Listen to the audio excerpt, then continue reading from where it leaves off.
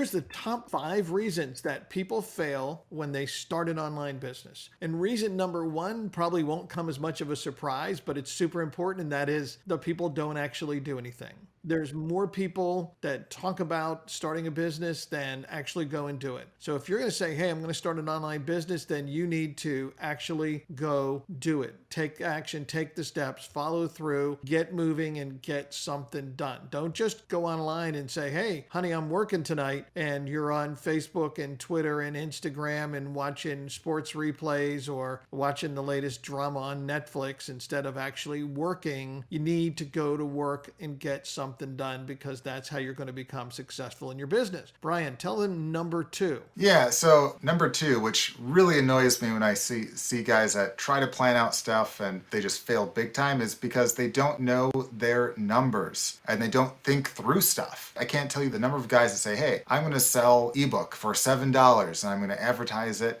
on Facebook and Google and YouTube and blah, blah, blah, blah. And it's like, what kind of conversion rates would you need at what cost per click to make that work? And they just kind of give like a blank stare, like, well, if I sell like 1 million copies of it at $7, that's $7 million. It's like, yes, but how are you going to get those, million sales there? Like, how are you going to pay Facebook and YouTube and AdWords and stuff? And, if so, what would your average basically click essentially cost? And like most of these guys would just give like a blank stare. And these aren't guys that haven't done squat. These are guys that maybe made a sales page. They wrote like a very good book maybe, but they just haven't thought through like the numbers at all. And if you just like run the numbers past them, like, hey, like let's say that you get pay-per-click cost of 50 cents, which would be quite good in like a lot of cases, and you have a conversion rate of 5%, which would be really, really good off of cold traffic in a lot of cases. It's like you do the math and it's like, hey, you're losing a lot of money right off the get-go. So like right there, the model sucks. Like, and that's like best case. Whereas if you have like, a lower conversion rate or a higher cost per click, you'd be like, making $50 for every like $2,000 you spend. Stuff that if you're, a seasoned marketer or seasoned business owner and, you know your numbers, you can spot this stuff a mile away. Whereas you can save them a huge headache from literally wasting thousands of dollars and seeing that, hey, this isn't working, and then them basically getting pissed off and leaving all their hopes and dreams of being an entrepreneur or basically growing a certain business. It's frustrating to see that, when if they just sit down and look at the numbers and think it through, they'll see that, hey, this model won't work, but hey, what if we did this? What if we do this? What if we tweak this? So, you really want to know the numbers and know like, what do you have to do? At what basically conversion rate do you need? On what cost per click do you need to make that work? At what basically price point do you have to have this to work? What additional offers might you need to make this work? So you really want to know your numbers to see if that would work. And with that, guys, we actually made some free software to actually help basically plan out a business and see what stuff looks like in, in like a funnel. You can play around with what the cost per click is and the conversion rates and all that stuff. So we'll leave a link to that free offer in the description below. So make sure to check out that right there. But definitely, I'd say the number one thing is people don't know the numbers and don't plan that stuff out. So with that, Sean, I will turn to you for the third thing. So number 3 is that you never actually get the business to the point where you launch the product, the offer, whatever it is, and ask people for money. You never actually get that far. You spend your whole life, or maybe a good part of it, trying to create the perfect product or the perfect sales letter or the perfect website or the perfect whatever. And I think it was Voltaire who said perfect is the enemy of good, because good enough is certainly good enough to get started. In fact, many of the billion-dollar tech startups, their motto is move fast and break stuff. That is literally, if we can come up with any crappy version of this and start selling it, we're better off selling the crappy version than trying to create the perfect version, because we might be years away from that. But in the meantime, we can get some customers and make some money. You want to, first of all, get the offer out there as fast as you can, because then you're going to find out whether or not it works. You, in your brain, you have this brilliant idea. You think everyone in the world wants this. Maybe they do, but maybe they don't. And if they don't, you need to know that, because the marketplace is what is going to tell you what's a successful idea and what's not. We have launched, I have no idea how many products, and some of them have worked, and some of them have worked really well, and we've sold millions or tens of millions of dollars of them.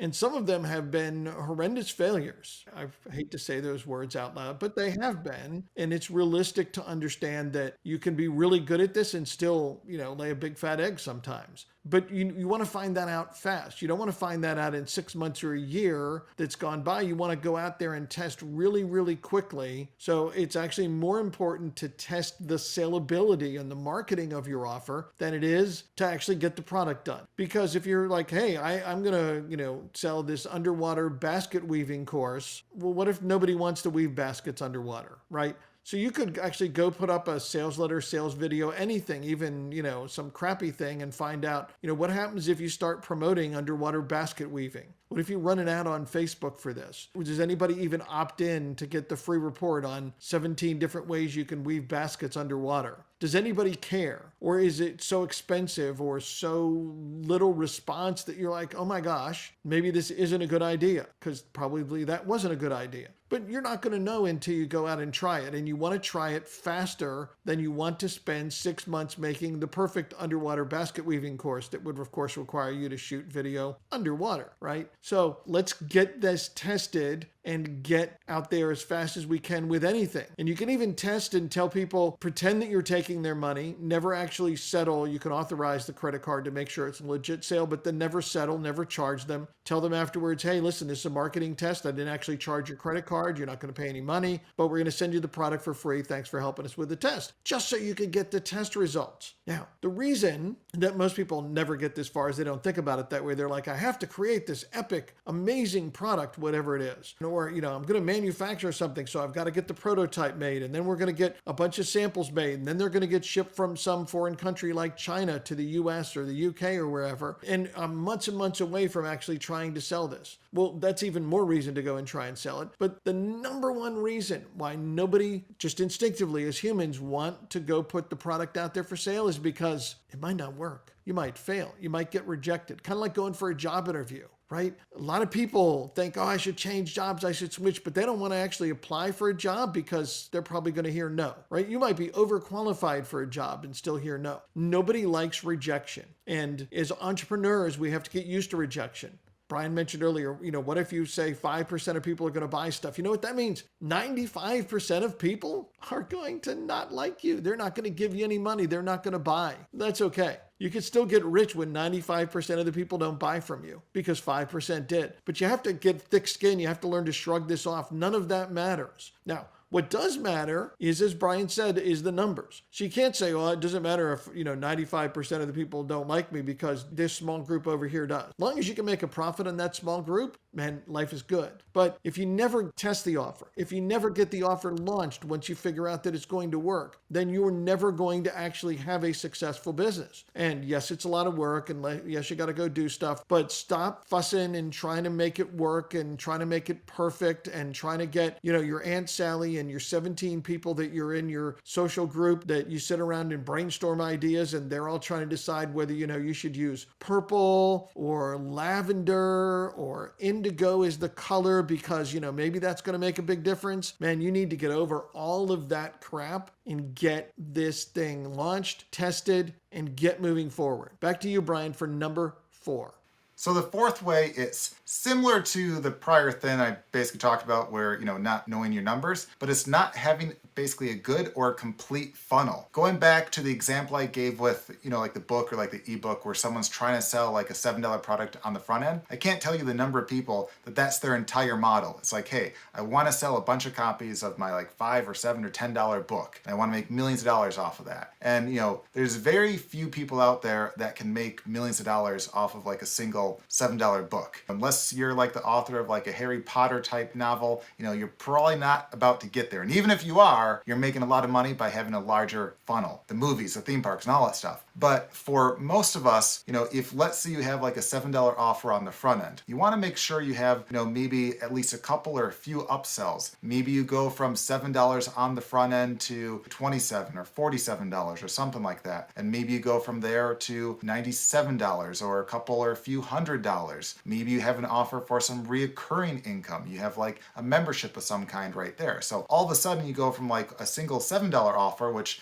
doesn't really make you a lot of money, to, hey, if you get a portion of those guys, like let's say just like 15% of those that buy the $7 offer, if those guys buy a $50 offer or a $100 offer, or if even like 5% buy a $100 offer, or a handful join a membership at like, 10 or 15 or $20 a month, that really starts to add up fast. So instead of only making like $7 off this guy, you might have an average where, you're making basically $20 or $30 or more or $50 off of a single buyer, depending upon the funnel there. That's the difference between a funnel that's making a lot of money, that's actually doing well, that you can advertise, versus a funnel that's failing. Because if you're only making $7 on your $7 offer, that means for you to make a profit, you have to get a sale for less than $7. Okay, if that's the only money that you ever plan on making on that. And that is incredibly hard to get a buyer for $7 on a legit offer. It's just incredibly hard. Not impossible, but very, very, very hard to make a profit off that. Whereas all of a sudden, if that $7 buyer turns into like $50, all of a sudden you can spend less than $50 to get that buyer. Or if it's worth $100, you can spend up to $100 to get that $7 buyer. So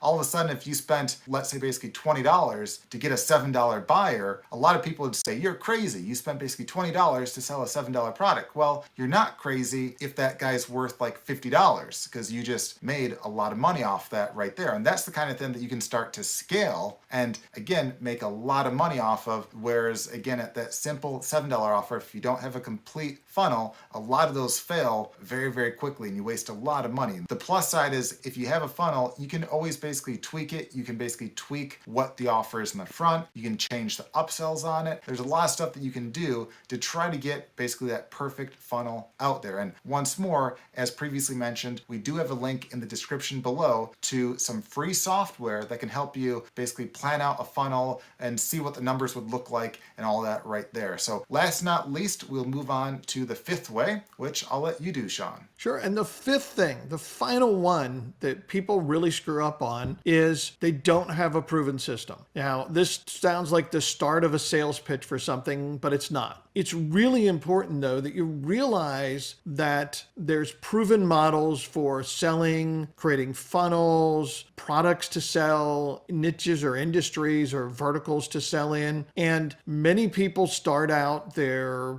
online business idea generation with, okay, I have to find something that nobody else is doing. That's unlikely to happen. 20 years ago, 20 plus years ago, when I started selling online, you might have found a little niche that nobody else was selling in yet, or certainly it wasn't visible. But now, pretty much everybody's in everything. I get a lot of people who will say to me things like, well, I was going to start a business in the jewelry business, but all that stuff is taken. So let's look at the jewelry business that does however many billions and billions of dollars a year. And you're like, oh, there's no room in there. Well, here's another way to think about it. What if you got like 1/100% of billions and billions of dollars? I don't know what that is, but it's probably more money than you make at your day job. So you can get a small sliver of an existing market and do really, really well. And it's way easier to get a small sliver of an existing market than to create a market that nobody even knows they need. The world is full of products that people have created that nobody buys. Somebody said, hey, it's a great idea. Everybody needs one of these. I know they're going to love it. I asked my grandma. She said it was a great idea. So I went out and I built it. And I poured my,